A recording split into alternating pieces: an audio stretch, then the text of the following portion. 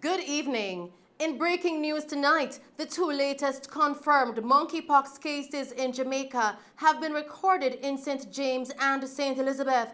Now this brings the island's total in the last 24 hours to 9. The two new cases have been classified as locally transmitted, comprised of a female and a male, both of whom are isolated at home in stable condition. Now, these locally acquired cases mean that the patients had no recent travel history and have no confirmed link to the previously announced cases. The respective parish health departments have commenced contact tracing associated with the cases. The spread of monkeypox may occur when a person comes into close contact with an infected individual. In other news tonight, a female was murdered this evening in her house on Maxfield Avenue in Kingston. She has been identified as 33-year-old Tashana Joseph. Reports coming into our news center are that a gunshot was heard and the police were then summoned. Upon their arrival, the woman was found with gunshot wounds to the head. Now, the police reported that there is no motive established as yet for the killing. However, they are following strong leads. The West Kingston police are investigating, and we will bring you more on this story in subsequent newscasts.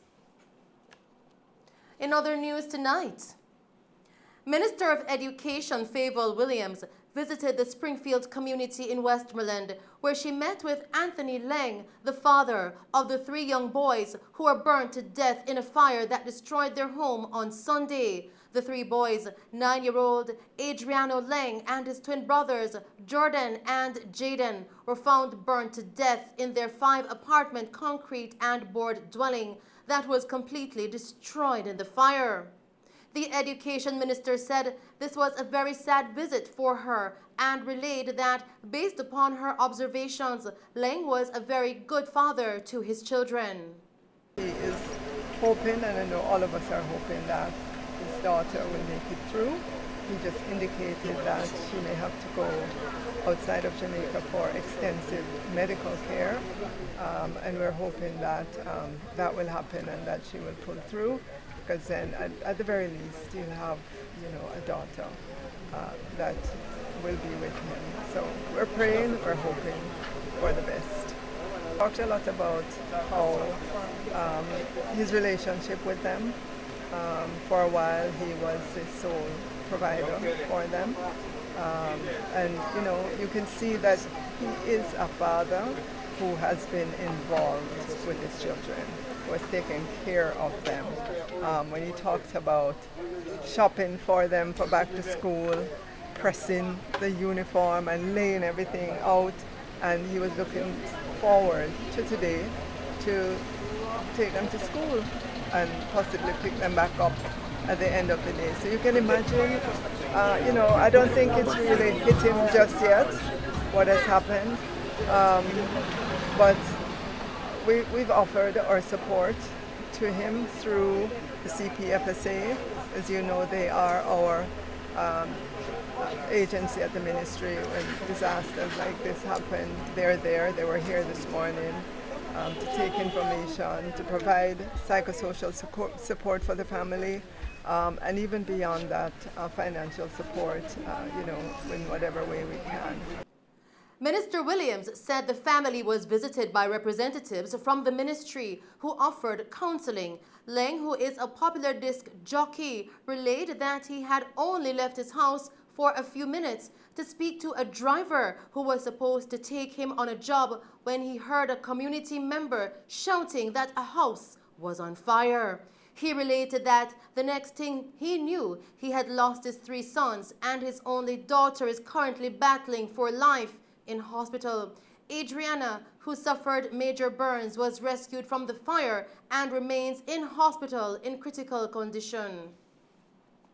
Continuing with the news tonight, Leader of the Opposition and Member of Parliament for South St. Andrew, Mark Golding, awarded 100 students from across the constituency for their outstanding performances in the Primary Exit Profile PEP exams. Speaking with our news team recently, he said that he is continuing a program that was started by former Member of Parliament for the area, Dr. Omar Davies, back in 2000. Each year for the last several years, we have been awarding a grant towards first year of secondary school tuition costs and general school costs for the children from the constituency of South St. Andrew who scored above a certain level in their primary school, end of primary school exams, whether it was GSAT, now of course it's the PEP. So we have a cutoff at 325, I think, was the cutoff this year for it. And 100, I think, 101 children from the constituency qualified for getting the grant. And we have 3 levels, depending on how well they do. We have 3 different levels, so there are 3 different levels of award.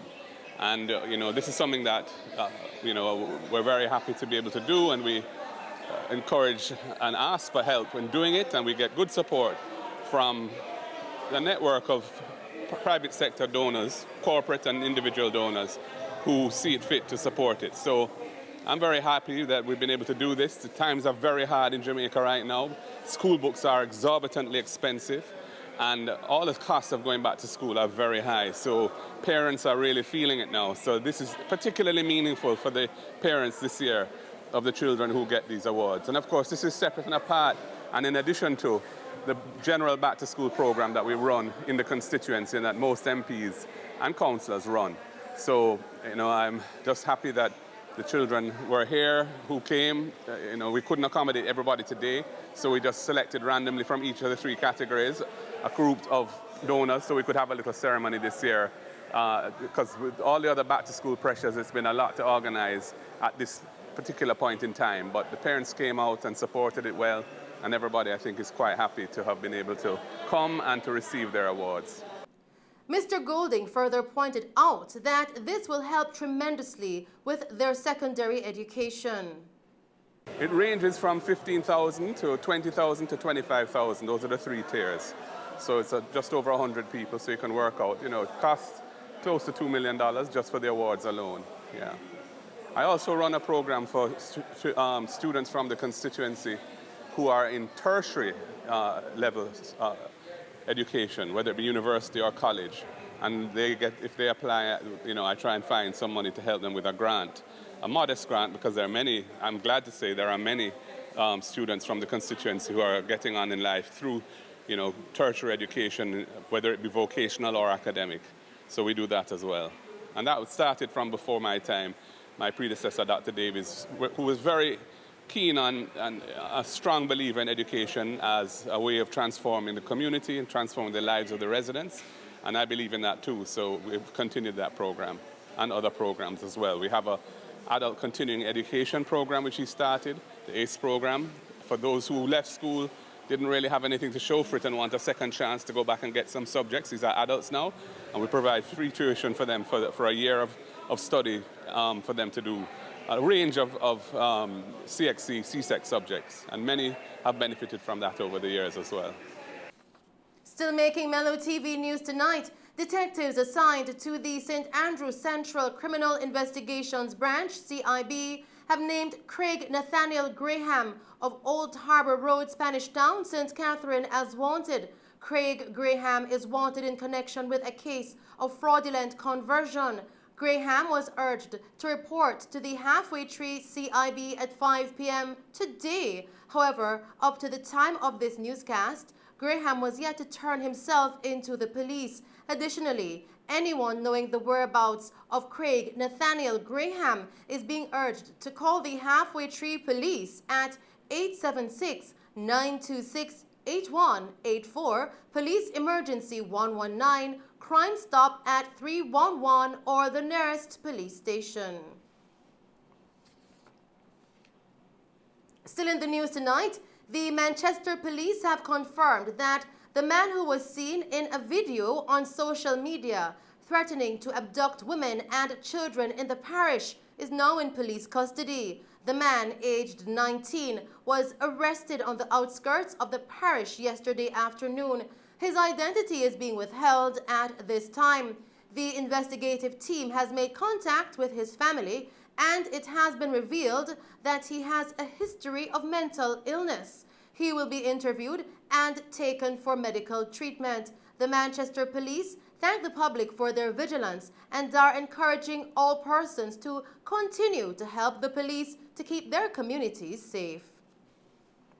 Continuing with the news, 25-year-old Randall Gallimore, who was listed as wanted in connection with the shooting injury of a police inspector in Linstead St. Catherine yesterday, is now in police custody. Randall was arrested in a police operation in Wakefield, Linstead earlier this evening.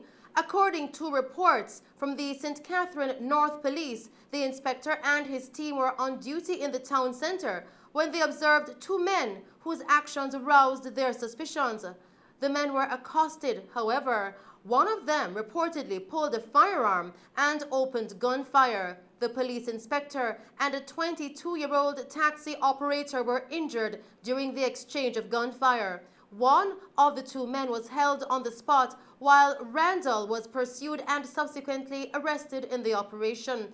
The police are maintaining a presence in the area as they seek to reassure residents that they will continue to work to keep them safe.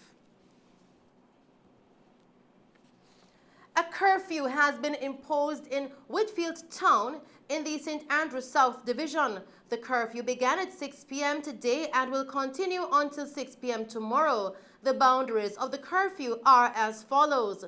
North along Berwick Road from Waltham Park Road to Maxfield Avenue. East along Maxfield Avenue from Berwick Road to Alexander Road. South along Alexander Road from Maxfield Avenue to Waltham Park Road. West along Waltham Park Road from Alexander Road to Berwick Road.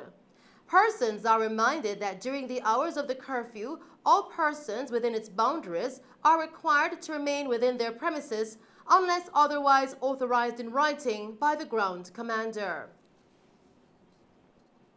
In news from Westmoreland, as the parish records 100 murders committed since the start of the year, the Westmoreland Police have now joined with the Negril business community in a bid to create a safer environment for tourists and locals alike. Speaking at a meeting held in Negril on the weekend, commanding officer in charge of Westmoreland, Senior Superintendent Wayne Josephs, told reporters that the police are very happy to be partnering with the Negril Chamber of Commerce, Jamaica Tourist Board, TPDCO, and other stakeholders within the parish. Stakeholders for coming on board, and we are committed to making the Negril space a much safer one. The police has been doing very well with what they have so far, and I'm sure that with more resources and with the collaboration of the Negril Chamber of Commerce, the Tourist Board, TPDCO, we can add much more value to what we are doing right now. So again, I just want to say that the police is committed not only to Negril, but to the entire Westmoreland to provide a safe space for them. But I want also to inform and to appeal to the Westmoreland people that the police cannot do it alone either. We also have to come together. We have to, and we the police are trying to embark on building better relationships with the public, because we know there are trust issues with the police. And one of our main things is to try to build back the trust, because we want people to feel free and feel safe to come to the police and give information. And we are committed to see to it that their calls are answered and we deliver good policing service to them and to make them much safer as we go by. President of the Negril Chamber of Commerce, Richard Wallace, also related that the Negril Chamber has always been ready to assist the police in any way they can. The Negril Chamber has always collaborated with the police, and we've always assisted in whatever way we can, and the work continues. And with what's happening around, we decided it would be good to have a sit down to see how we can further assist police, and that's why we had this meeting today. And I'd say we discussed a lot of things, and we discussed a lot of ways in which we can help, and we are committed to doing it, and we are going to start working on them immediately. Any question?